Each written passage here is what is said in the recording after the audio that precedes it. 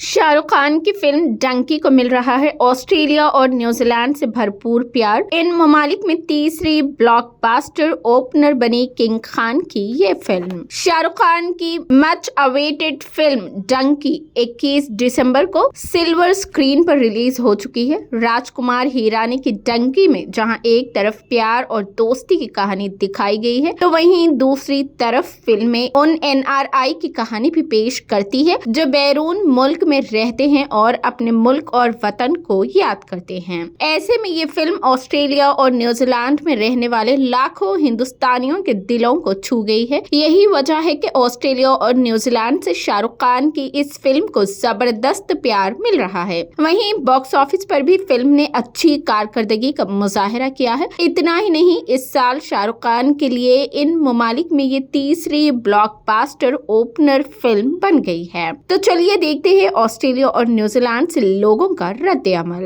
डंकी में शानदार कास्ट है जिसमें शाहरुख खान के साथ साथ सुपर टैलेंटेड अदाकार बोमन ईरानी, तापसी पन्नू, विकी कौशल, विक्रम कोचर और अनिल ग्रूवर है। वहीं डंकी की ओपनिंग डे के कलेक्शन की बात करें तो फिल्म ने पहले दिन शाहरुख खान की फिल्म को 30 करोड़ रुपए की कमाई दी है।